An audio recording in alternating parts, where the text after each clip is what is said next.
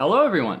Back again. Today I have a special episode because I am joined with Dr. Maurice Hamington, who is professor of philosophy and gender, women's sexuality studies at the University of Portland, or Portland State University. Not University of Portland. Portland State University. You know, that's a thing I've had to get used to, is how every state has, it depends which order you say those three words in, that it'll give you a different institution.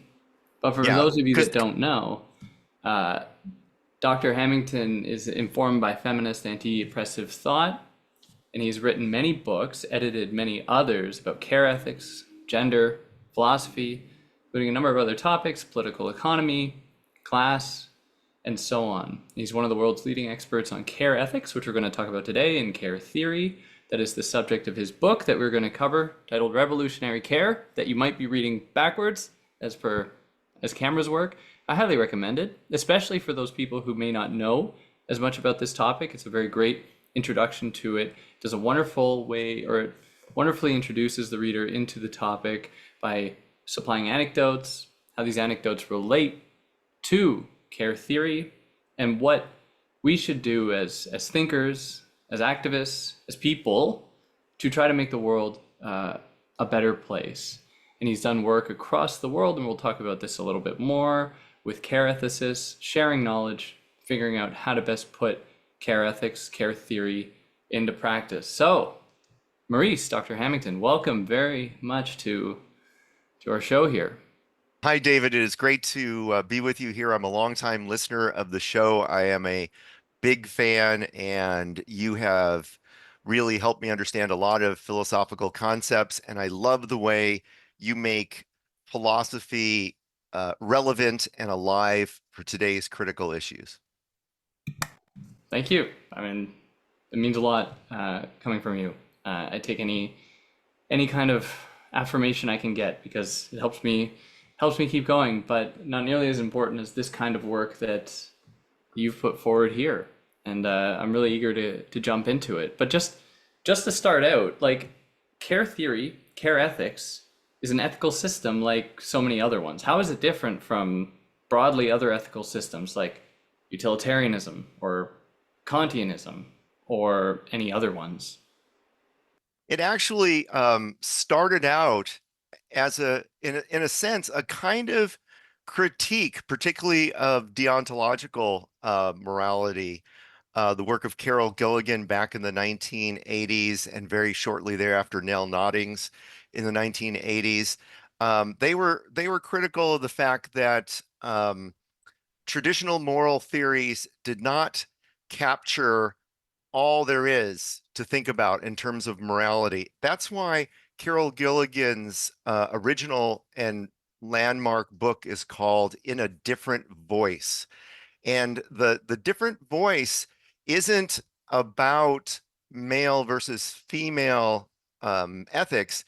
It was about not paying attention to something very important in morality, and that is relationships and our fundamental relationality. So what makes it different is it comes from a different ontological place, that human beings are at core relational. And if you take that seriously, I mean, it's common for people to say, "Oh yeah, we're social beings," that kind of thing. But if you take our relationality ontologically seriously, it really changes the way you think about things. We live in a neoliberal world. We are very used to thinking transactionally, and a lot of times the ethical systems that operate also tend to be quite transactional. And so I think at a fundamental level, that is what makes it different. But I do want to say it is not a it's not an alternative normative approach in in a global sense. Um, it it has different emphases.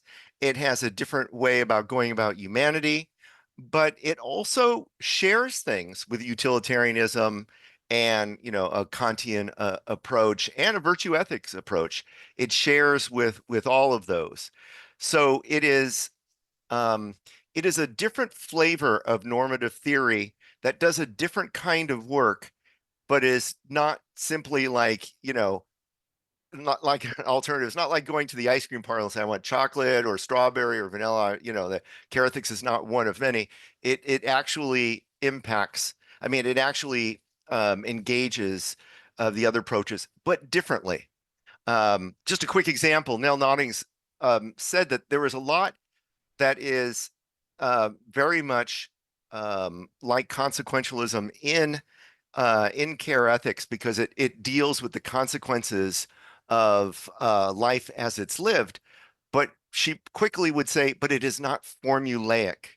We don't calculate utility and maximize and do that kind of thing. So anyway, that's a little bit longer an answer than you wanted, but No, it great. gets it gets at the idea that that care ethics is definitely different, worthy of its own field of study, but it is not to say that the other moral approaches don't have very important insights.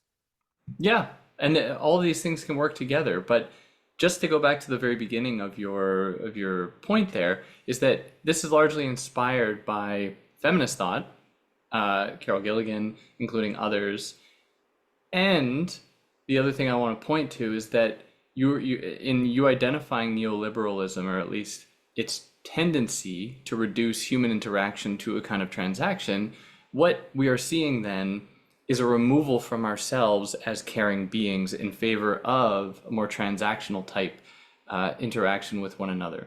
So why does feminism help, dismantle that, or at least at the very least identify and then hopefully dismantle that? What is it about feminism that got you to that point?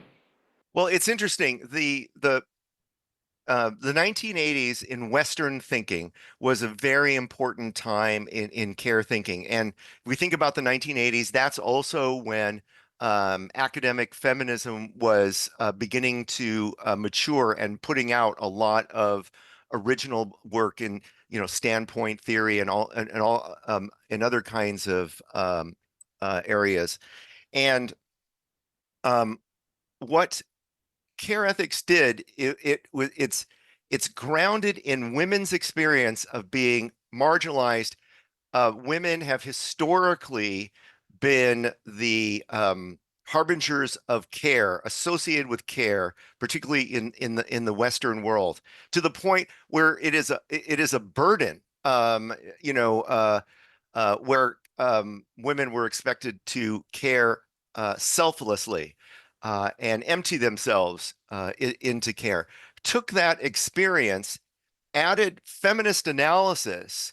The feminist analysis shows the political nature of it, says how the personal is connected to the political, and develops this into a theory of care.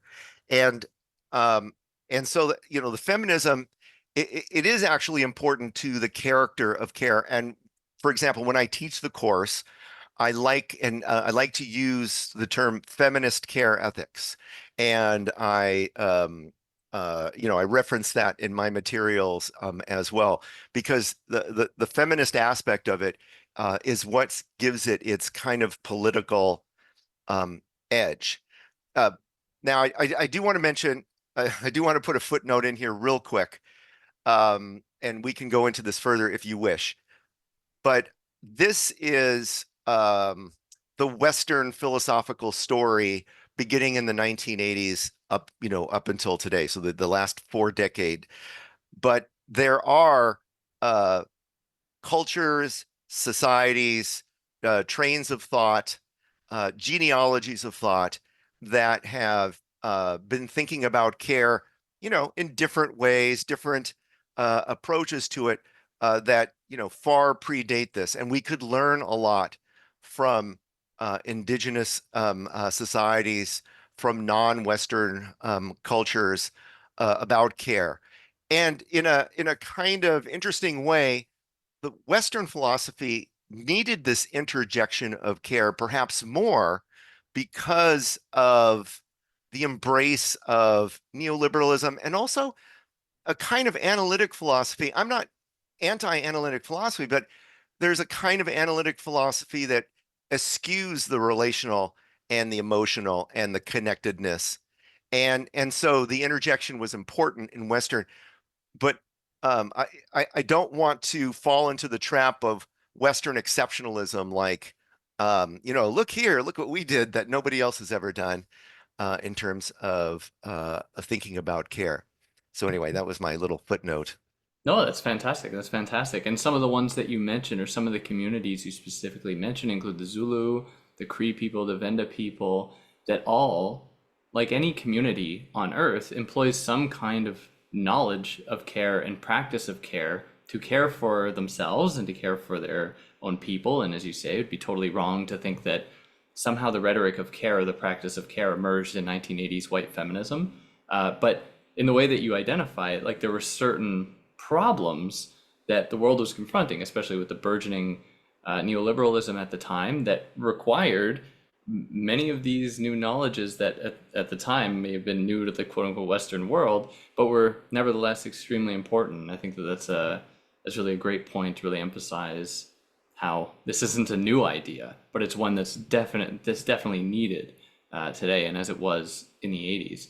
But as far as feminism goes, just because we're on that point, you're also influenced very much by other feminists like Latina feminists like Gloria Anzaldúa, Maria Lugones, who do a lot in really emphasizing the importance of care, importance of bodies, and importance of relationality, not only to allow for care to flourish between people, but also for each person to really care for themselves, especially in the face of like neoliberal emphases upon the individual that places the individual's worth in their ability to be productive in a capitalist sense, that try to find ways, or these thinkers try to find ways to express oneself in ways that are actually meaningful to them and true to them as a kind of caring for oneself.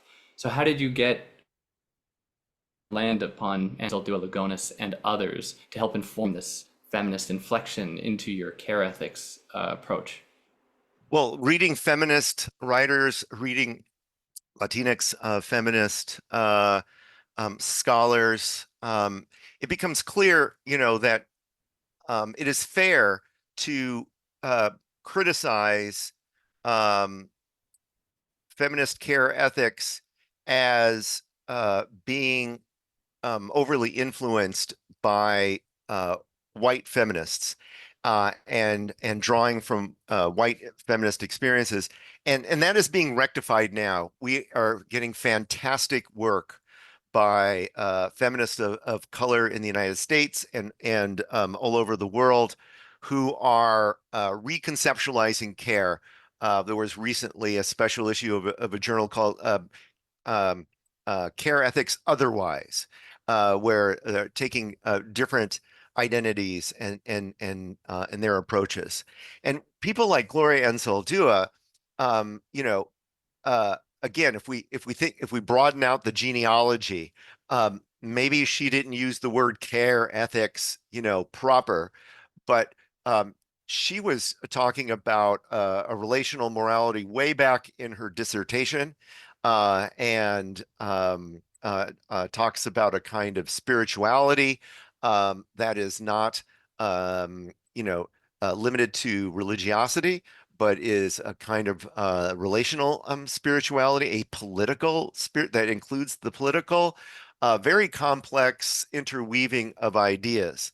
This is not, and again, I just kind of make some connections. I don't want to pretend to know or uh, engage in appropriation of these ideas. I would like to see Latinx scholars talk about these issues and expand on this. I think that would be a great uh, you know care theory, care ethics book to write. Uh, so again, it's the trying to get away from I think the stories told, like if you pick up some encyclopedia entries on care ethics, it strictly goes, okay, Carol Gilligan wrote this in 1982, and Nell Noddings wrote this in subsequent year, and all this kind of thing. And I think uh, that is not complex enough for the story of care ethics. Absolutely. And I think that as far as your book goes, you do a great job at really emphasizing all of the different components of it. But I mean, this encourages me because you refer to the encyclopedia entry. What really is care ethics and how does it differ from care itself? And you make another distinction, and others make this distinction as well, between care ethics and care theory. How do you Gr- parse out the differences between these three things? Great question. Great question. I think this will be important for your viewers to get, some of these distinctions in mind. So, care, the concept of care is crucial for humanity. We are extremely vulnerable beings. We don't actually even survive if somebody doesn't care for us. Think about a baby. A baby is born, you cannot walk away. There are some animals in the animal world where you can, but not human babies, and not most mammals. Um, they need the care of others. But more than that, care provides for human flourishing. We tell that one story about, like, humanity is the survival of the fittest. It's a dog eat dog world, and um, uh, it's because of competitiveness that we got to this point. There's an alternative story that is also just as true, that we survived to this point because of care, connection, and compassion. That it is through working together, caring for one another, building one another up, that humanity has gotten to this point. And we forget that story. We don't valorize that story the way we valorize the kind of competitive story of human history. Joan Toronto uh, famously defined care as everything we do to repair this world. And it is true, care is a core concept. She even has this phrase that human beings are homo currens, that we are fundamentally caring people at our core. That doesn't mean we always actualize it, but it is required for our existence and flourishing. So that's care. That's that core, um, uh, you know, fact of our human existence. I mean, you can take away all this theorizing. You can't get away from the fact that uh, we don't survive, we don't grow, we don't achieve if it isn't for care. Um, just a quick aside, when I give a talk now, I do a land acknowledgement. I like to do a job or work, a labor acknowledgement, and I like to do a kind of relational acknowledgement, that I am not here weren't for the relationships and the people that have cared for me to get to this point. And so, when you give a talk, or you write a book, there's only one name, right, associated with it. But that's a misnomer, right? There's all these people, and there's all this, that goes behind it. Anyway, so that, care. So care ethics. So we attach the word ethics to it. This again, this kind of Western notion that comes up in the 1980s, that there's another way to think about moral normativity, about uh, what are the good things to do. And by the way, I want to be careful. I like to use the word uh, good versus the right things to do. Um, I find the dichotomous right and wrong to be very problematic a lot of times, and morality is just so much more than that. So care comes along, and they frame it as an ethic to begin with. Um, to differentiate it from these other approaches, and what does it mean to think about morality from a relational approach? Well, I'll just give you one example, and that is time is different. The temporal range is so much different if you're thinking in relational terms. If you're thinking in transactional terms, what do? You think about what's the right thing to do in that moment, you know, like the famous trolley problem, which you've dealt with at times, various times in your podcast. The trolley problem, it's like, what do I do now, right? Do this or that. But the relational approach is to say, hey, you know, how did we get here? How are we going to care, in the future for the folks involved? What is the relationship here rather than simply the decision? Now, in reality, sometimes we just have to make decisions. I get it, but the a care approach in some ways is more complex than that. The care approach resists um, the reductionism of life.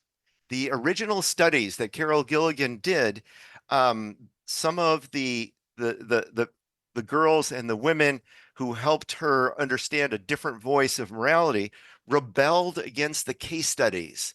They asked more questions. They weren't satisfied with the case studies because those are a reduction of life.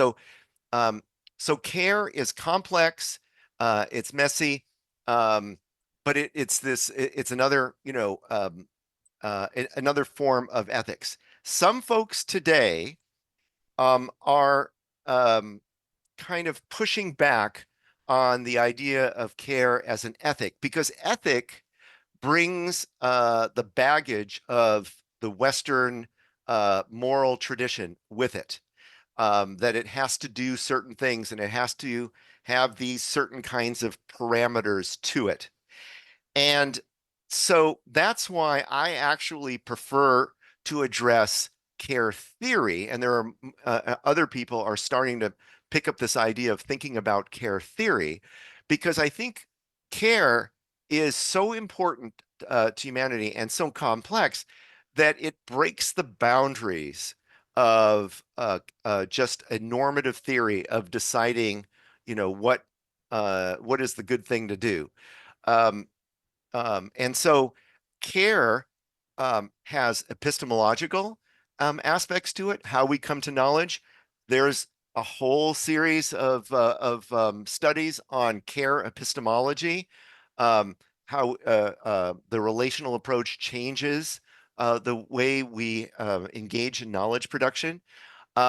Ontology, who we are. Again, if we're fundamentally relational, then caring speaks to what it is to be human, and that going beyond the moral decisions that we make.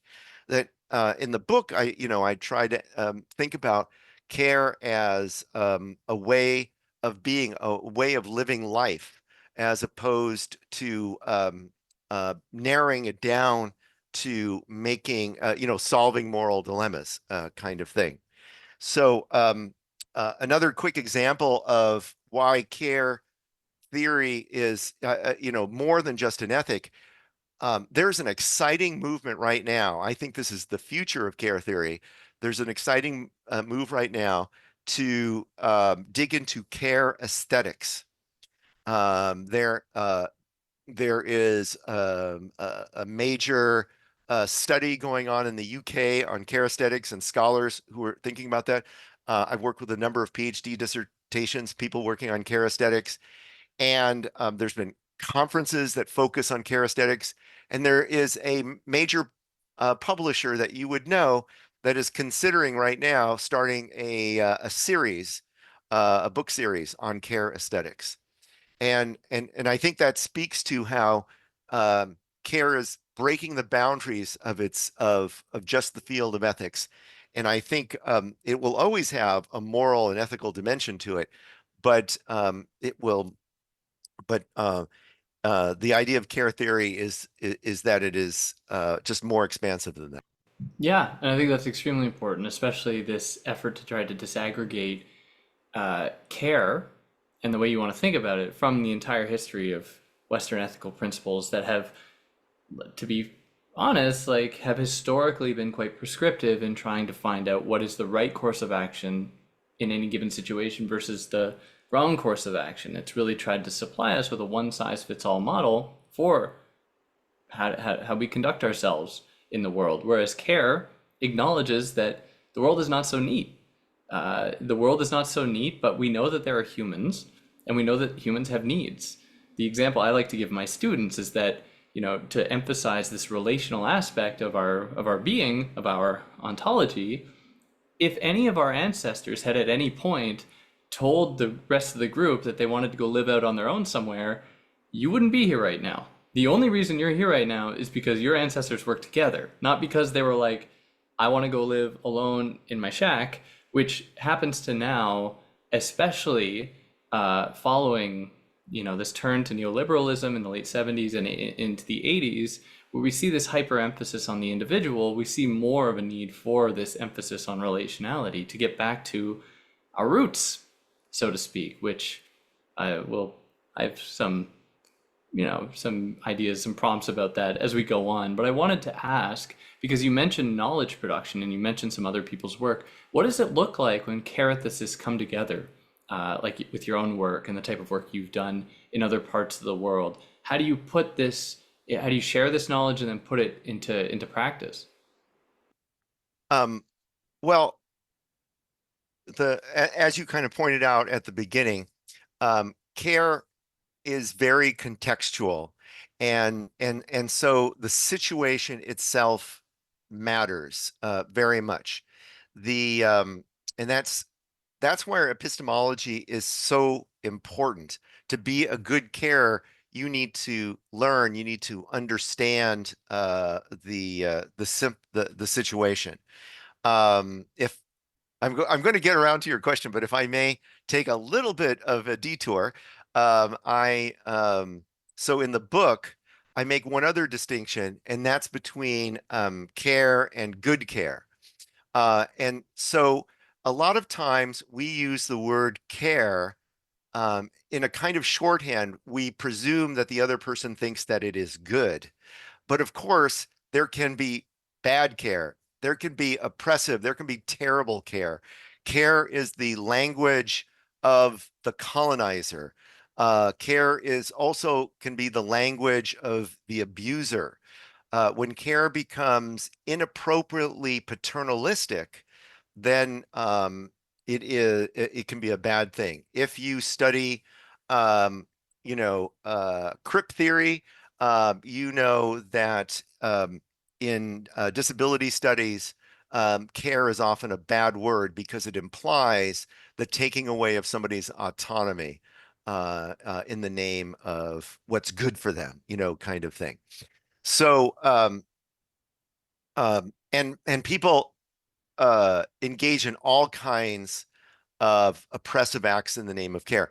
So I make that distinction because just because somebody invokes the word care, just because somebody says it, I don't think it meets our standard. So I think that's why it's important to distinguish between good care and care. Now, the problem is, and why some theorists don't say that's not possible, is what I said previously. Care is so contextual. And like, who am I, this very highly privileged white male scholar, to say what good care is? Um, and so here is where I do some more, exploring to what I think care theory is. I think it is a I think it is a kind of process morality. It is more about methods and skills than it is about prescriptive rules or statements. And so I talk about, when I say good care, I say these are the kinds of things, these are the kinds of skills and methods that can improve care. Now, that doesn't and and that also has an asterisk, because I think of care as a continuum. Depending upon the situation, I don't always need deep kinds of care, right? If somebody is nice to me at the coffee shop, that's pleasant. That's nice. We have a nice exchange. It's a kind of superficial care, and that's all that's required in that particular situation. But for somebody to get the kind of care they need, if they have particular needs or wants or in a situation, something deeper might be required for that. And so I say that if you want to, expand that on that continuum, three things go into good care. The first goes to what we were talking about. It's the epistemological aspect. That's humble inquiry, humble inquiry. I like that phrase because inquiry, taking from John Dewey, who does so much on that, this active form of seeking knowledge, not passive, but actively seeking knowledge, and humble inquiry. Humility is something that doesn't get enough play in modern philosophy. I think it is so important that I go into trying to understand somebody without making that snap judgment, without jumping ahead to the conclusion, but I'm actually present, listening, active listening, trying to understand. So that's the humble inquiry, that knowledge portion of it. The other skill that I think is important is inclusive connection, connecting, figuring out how to connect to the other. And we do that all the time. It is easy for us to connect with familiar others, um, uh, our friends, in our family. Um, um, Nell Noddings used the term natural caring for that situation because it feels like it's natural. I know the natural is a kind of problematic word in philosophy, but it feels like it's natural. And she called ethical caring when you care for others. And so I say inclusive connection because this is to push you beyond just the familiar. And so making the connection, that's where you use your moral imagination. That's where empathy comes into play. And if we really exercise that empathy, then it can also be inclusive. We can see how people who are other than us, different than us, also still share things. And perhaps the most important thing we share is embodiment and the needs of being embodied beings. So 20 years ago, this is how long I've been doing this. 20 years ago, I wrote a book called Embodied Care, where I talked about um, how the body's role in caring. And I think that lays the groundwork for that connection. And then the final thing, the third thing is responsive action. I said how care is uh, like the other morality. So there consequences do matter with care. Care is not simply a disposition. It's not simply me saying, "Oh yeah, I care." It is actually doing something, and but it needs to be responsive to the other person, not any action just to take action, um, and not a rote action. It's like if you go to your doctor and they're not really paying attention to you, and they say, take 2 aspirin and call me in the morning. That's not a responsive action. It's an action. It's not a responsive action. And so taken together, the humble inquiry, the inclusive connection, and the responsive action, I think these are the skills that move us along that continuum from good care from care to good care. A couple other caveats. I'm sorry, one thing always leads to another, No, it's but fantastic. It's great. but I also think that a care theory, unlike some of the other moral theories, cannot have a standard of perfection. There is no standard of perfection. It is a non-ideal theory in that sense. Um, because I will never be a perfect carer. All I can do is hope to improve. And if I do carry myself as a caring person, if I aspire to be caring, if I commit to caring, then I want to improve and be a better carer, improve these skills. So I don't think it has a standard of perfection. And I also don't think it has uh, a standard of selflessness. Care is not altruism. I think you can care and care about yourself at the same time. Again, to get away from the burden that women were and the standard they were held to. Okay, I'm sorry I made all of that. That Oh, was all. I haven't even started answering your question. Your question was fantastic. how when care ethicists from all over the world and different disciplines, how do they speak to one another? Um, well, let me just say as an aside, the beauty of this community is if this is their field of study, they tend to be um, uh, really caring people. They're really nice people. The people I've met in the caring community, which is awesome. But they have as a baseline valuing care.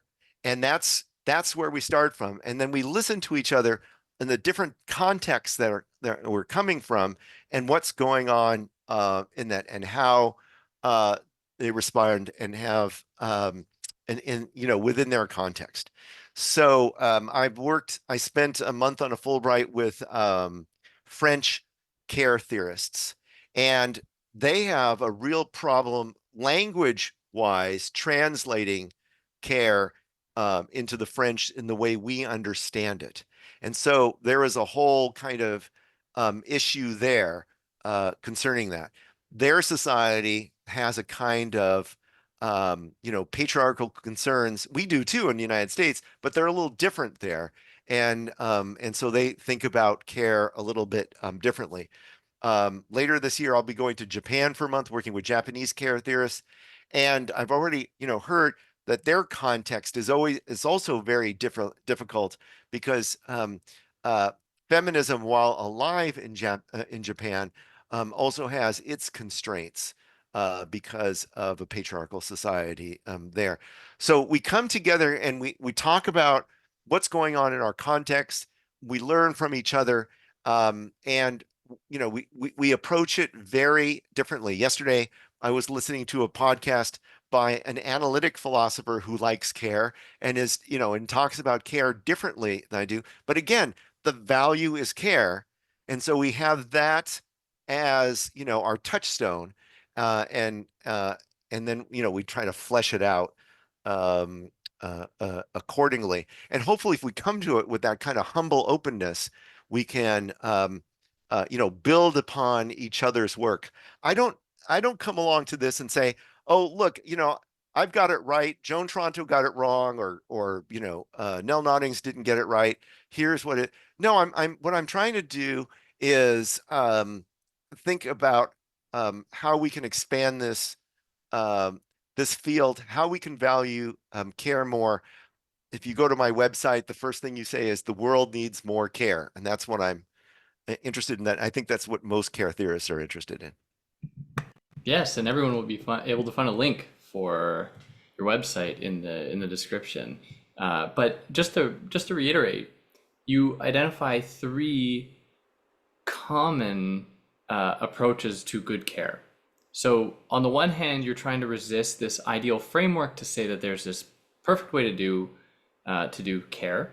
Yet on the other hand, you're suggesting that there are these guiding principles, and they are, as you said, humble inquiry, inclusive connection, and responsive action, which are all in themselves a way by which to act in the world. To perform a humble inquiry is to act in some way in the world. Also, to be inclusive in the way that you form a connection with someone is to establish, is to do something in the world. And of course, responsive action is to do something in the world. And all of this happens to dovetail with the broader politics of care. And just for anyone who's listening who happens to be a really big fan of Heidegger, it happens to all fit in with Heidegger. Heidegger has this whole thing in Being in Time about the importance of care. And I think this is all relevant.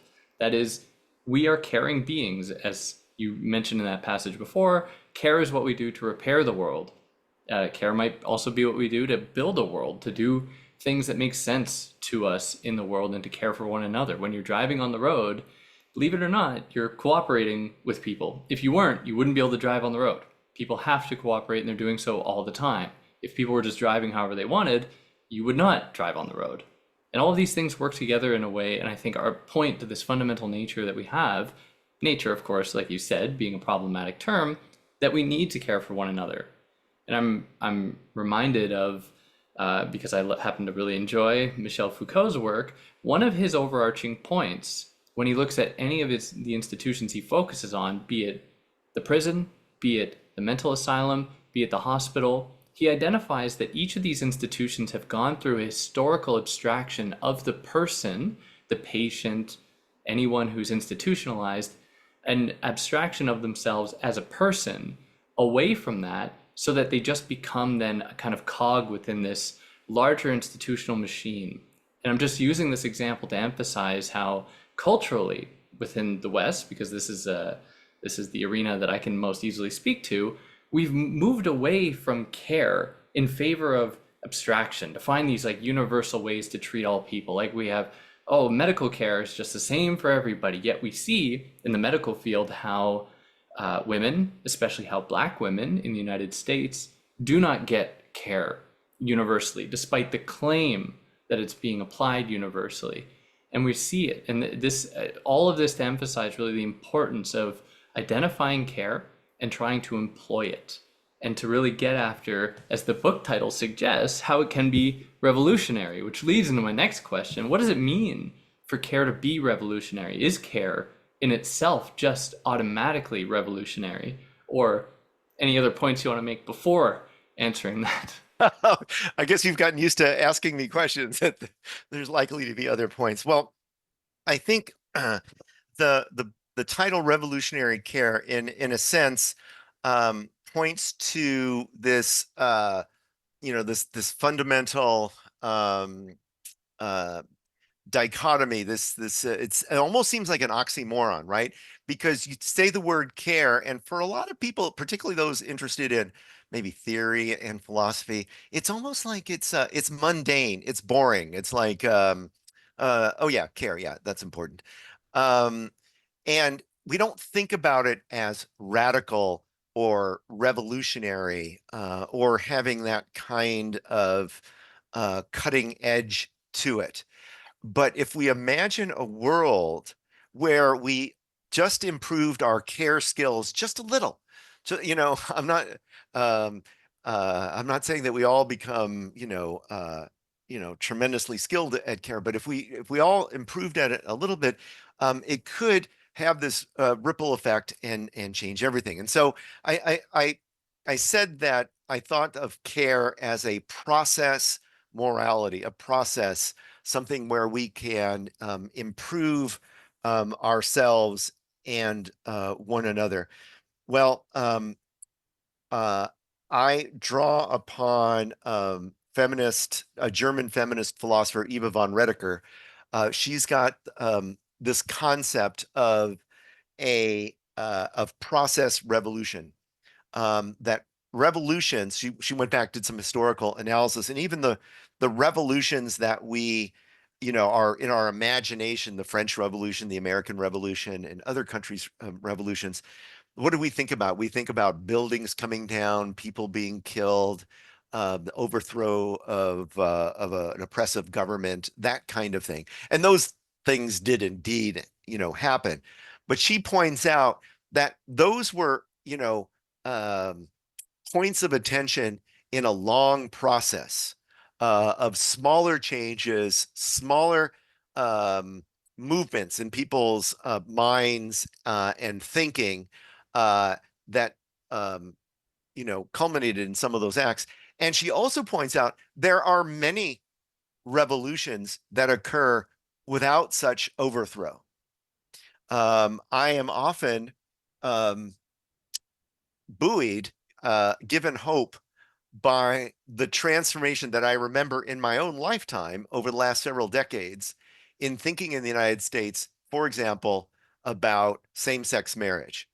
It wasn't very long ago, and actually, I understand the argument that uh, uh, many people have that gay marriage isn't, the be all end all, that it's got its own baggage to it, and that's not a goal that everybody has. But it still can be a marker of greater acceptance, I think. And I can still remember when states one by one were passing laws that said marriage has to be between a man and a woman. It wasn't that long ago. And then in the span of a decade, and this is, if you go look at Gallup polls, they will say they've never seen social transformation, like this since they've been taking polls. We went, from uh, pushing heterosexual marriage to being okay, generally speaking, with same-sex marriage. And to me, that's a kind of revolution on a small scale. I mean, it could be more, but that we're talking about if we care more. So, what changed in that period of time? Did the big religious institutions change their rules, to make that happen? Uh, you know, what what changed? Well, people's attitudes changed. They uh, they um, they watched um, uh, same-sex couples on TV. The people came out. They realized that these people are like themselves. They had more connection, and um, they cared more, and and so it that kind of fueled a lot of that change. And I think there can be more. We need to have more that we seem to be constantly looking for scapegoats, whether it be people who are transitioning or um, uh, uh, immigrants seeking a better life in the United States. What are those people doing? They want to they want to care for themselves and their families. That's what they want to do. That's what they're after. And why do we want to hinder that? Um, in that, if you um, think about the whole Black Lives Matter movement. I recommend to anybody to go to the Black Lives Movement and read their founding documents and see how inclusive care, is drips throughout those documents. What was the cry? It was, you should care about us. Why don't people care about us? We care about us. Why don't you should care about us. I think you can find um, uh, care in all of this. Um, I think I probably went far afield from your Oh, question, that but no, that's great, but it prompted something else in me in that I think that you very correctly identify the value in representation to suggest that like when people see others that they've historically been told to fear or to dislike, when they actually see them, when they meet with them, when they talk with them, and this was I think the subject of at least two of your anecdotes that you use in the book, then they're actually able to see that many of their prejudices were wrong in the past, many of their ideas were wrong, and they get to find this kind of common humanity with this other person. Now, there's also a kind of risk here because at the same time, while representation might be good in some ways on its own to take some people out of their previous negative beliefs about a certain people or community, it also encourages others to further entrench themselves into it. We're perceiving that very representation itself as a threat against them. So there will be a lot of backlash. For example, if a film comes out featuring what have classically been white characters in a franchise, suddenly cast with black characters, there will be this outcry, which is a sign of like just how much more care we really need. So this double-edged sword of representation, the kind of barriers it can confront, while also acknowledging its importance, also acknowledging its importance. I think you bring up a good point. Nothing about this is formulaic. We're talking about human beings and human relations. And so it doesn't work like it won't automatically happen. We need to commit to care. One of the subtitles of the book is about commitment.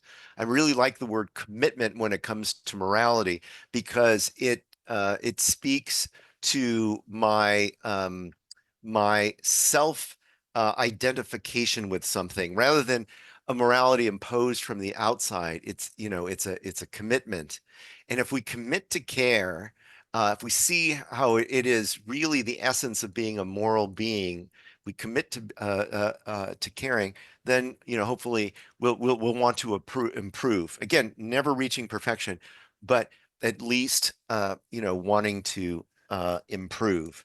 And the examples I give at the beginning of these chapters, I like I'm a person who likes to start on the ground. Part of my training was in American pragmatism. And so I really uh, like starting there.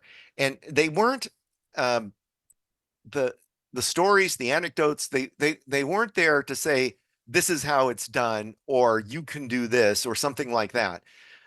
They're not necessarily replicable, but I think they give a glimpse of the power of care uh, uh, in them on what an individual can do, the power, the kinds of moral epiphanies that can happen in a caring imagination, the transformations that can occur when we care with one another, sometimes in ways in which rational arguments they can go places that rational arguments can't go. I might have I might I might have all the reasons why something should happen, and maybe I still won't get there. But sometimes caring, can get through. And to build on this distinction that you put forward between, or maybe identifying the limits of rational inquiry, I'm reminded of Dory Lobb's research on the Holocaust. And specifically, Dory Lobb writes about his experience as a psychoanalyst at Harvard, working with a bunch of historians looking at a specific incident at Auschwitz where there was a Jewish uprising against their Nazi oppressors, in which they interviewed, or during this study, they interviewed a Holocaust survivor who suggested, and I might get the specific number wrong, that 3 or 4 chimneys had exploded in the process of this revolt. Now, the historians were in the room were like, no, that wasn't true. Actually, it was just one chimney. Therefore, this person's testimony is unreliable. Therefore, we cannot trust them. And Dory Lobb heard something else instead. Dory Lobb was like, well, actually, even if it isn't like empirically true or historically true, maybe quote unquote rationally true, it nevertheless tells another kind of truth. And that is the truth of Jewish resistance and like a Jewish spirit against the most horrific oppression or one of the most horrific oppressions that any people has ever felt. But that was disregarded when it didn't, by the historians, when it didn't absolutely map onto their historical account. So this, I think, reveals, like, to go back to one of your fundamental points, humble inquiry. To be able to say, like, if I'm listening to someone's testimony, there may be moments where I'm like, oh, that's wrong. But humble inquiry would say, no, actually, at least as far as I understand it, I might be wrong. Or maybe there's more to it than just being right and wrong. Maybe there's different truths to extract from those that are just like mathematically true or absolutely historically true. I love that. I love your answer. I think that's fantastic. And that's a great example that you give. Maybe you could be a care apostle as well.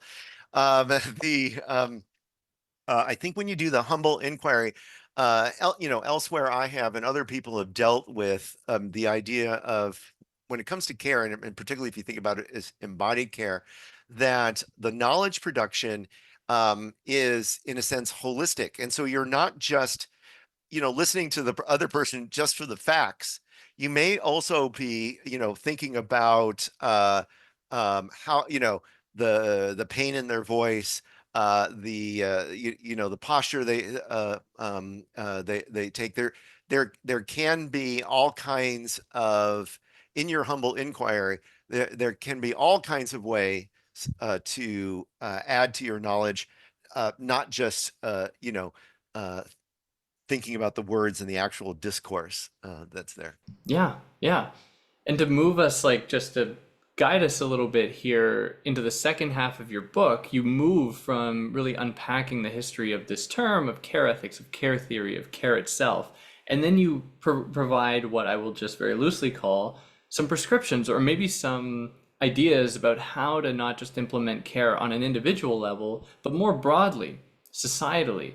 And some of the things you advocate for that you find significant value in, although that you're very clear, you approach with a great deal of nuance in the way that you actually understand it, is advocating for a socialist, feminist, humanist, and vegan approach to caring and to structure our society, while also like really wanting to emphasize that these are very obviously these are contested terms, and you take that on and provide your own view into them. How did you like select these four things? What like why did they stick out to you? What are some of the specificities of the specific attributes or characteristics of each that you think satisfies some basic human criterion or satisfies some basic human uh, need for care in some way? Great question. And you framed it just right because again, as a care theorist, I can't be prescriptive. This is not some kind of biblical like book where I'm telling you what to do. The second part of the book I call invitations and provocations. And as you describe, I've tried to just uh, investigate, care. I've made an argument about why a commitment to care should be kind of like a categorical uh, commitment. If this is if you value it as the central moral tenet of being human. Um, and so what I say is, okay, if you commit to care, I think you ought to at least think about these things.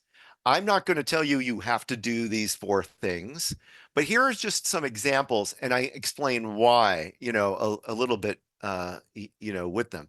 And so, for example, the chapter on socialism, I make very clear that I am not an economist. I have an MBA. I have taught economics, but I'm not an economist, and I am not promoting some specific economic system.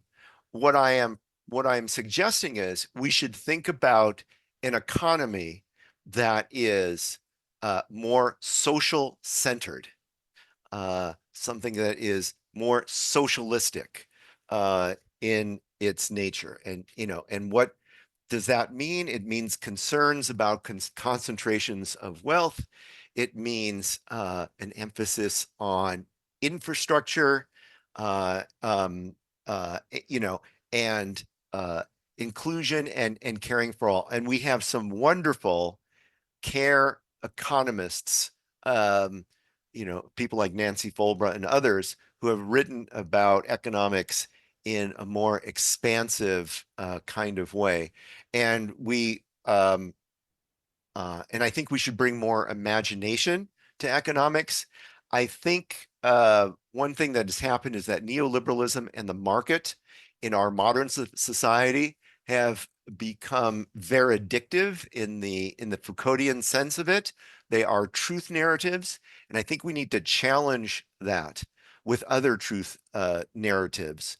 And I think care is another truth narrative that we need to challenge that with. So uh, again, it's an invitation. And how you asked the question, why did I pick these? I try to pick things that I had some history with, some experience or training in, but also that I thought can be major barriers to people caring more for each other. And so when it comes to market capitalism, we know that caring almost sounds anathema to the concept. I mean, it is very difficult. And I teach business ethics regularly, and I always have something on care ethics there. And again, you'd be surprised how many articles in business ethics journals are based on care ethics. It's actually quite robust. Um, but trying to trying to think about that differently. The second like I say, I went with feminism, and again, that's mostly because there is still a virulent forms of masculinity that I think need to be checked, and which eschew caring. They're um, we see it portrayed in popular media. We still see it valued in um, the way we talk about political leaders, the masculinity, involved. Um, somebody, attacks somebody else, of course we're going to attack with greater force because that's what you do, right? It's a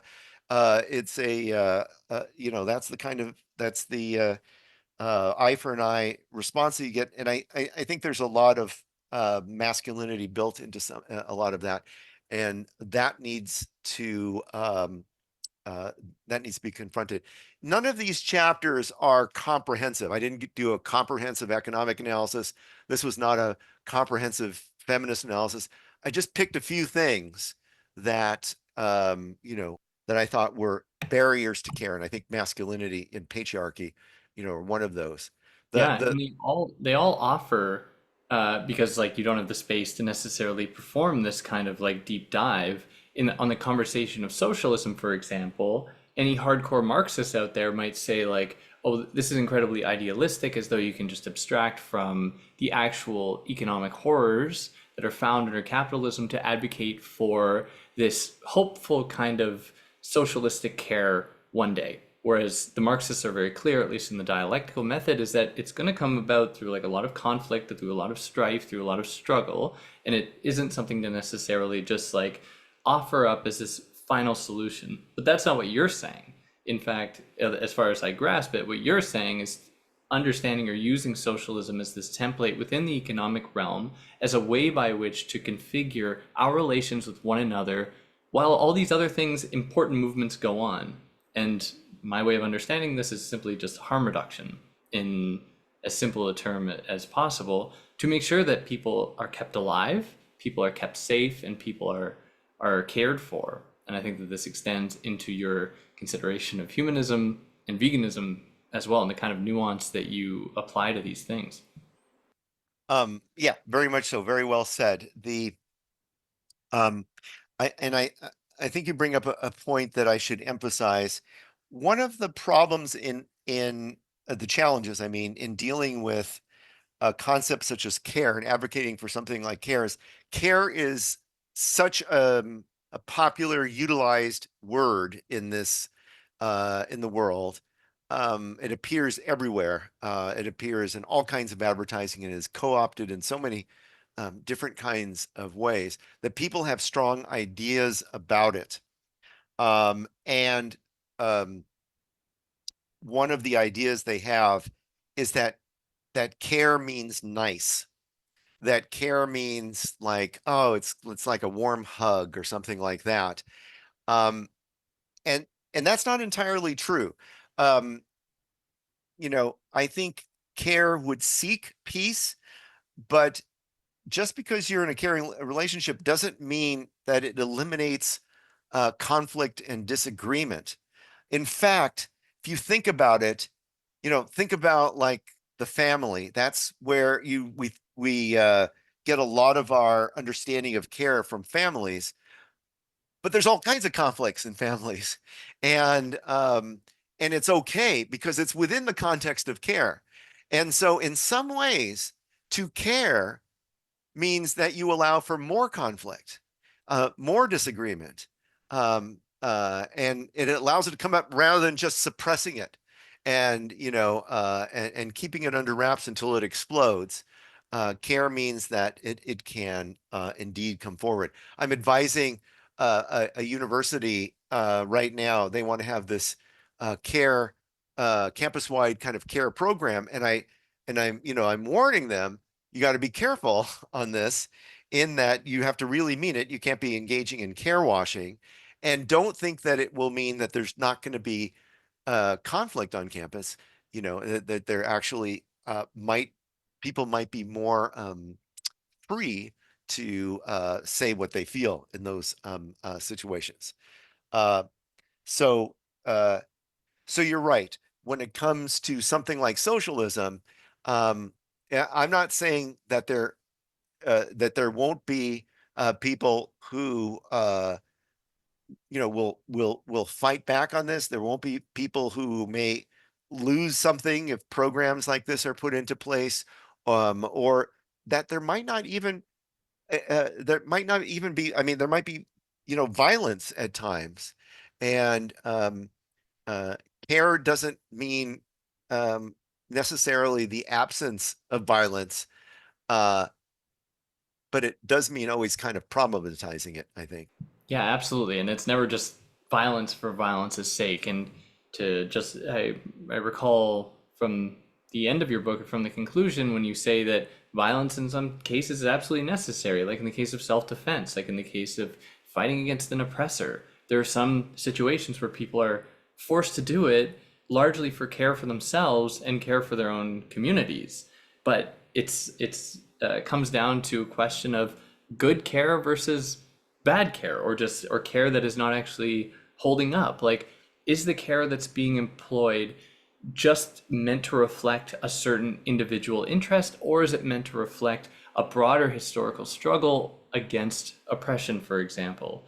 How are these two things shouldn't be held in the same kind of, it shouldn't be given the same kind of weight or attention. And I think that it's important, as far as researchers, to calibrate our understanding of these things and not just equate any kind of resistance to being good, or thinking that it is doing something in the service of humanity, when at times it can just be done for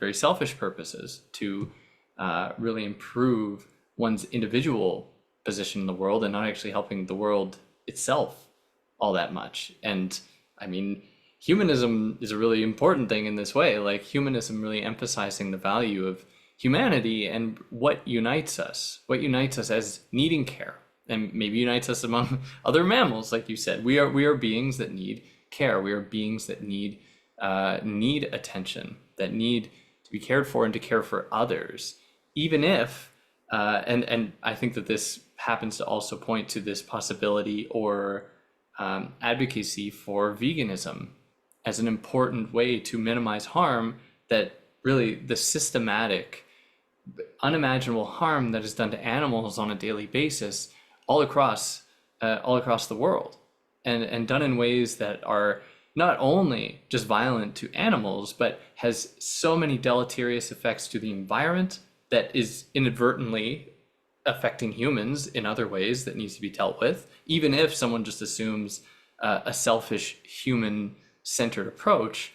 We still find reasons why veganism is a better alternative than carnism, is the term you use, than just being just being a meat eater and just having absolutely no care in the world from where your food comes from or anything like that, while also acknowledging that not everybody has the opportunity or the privilege to just be vegan.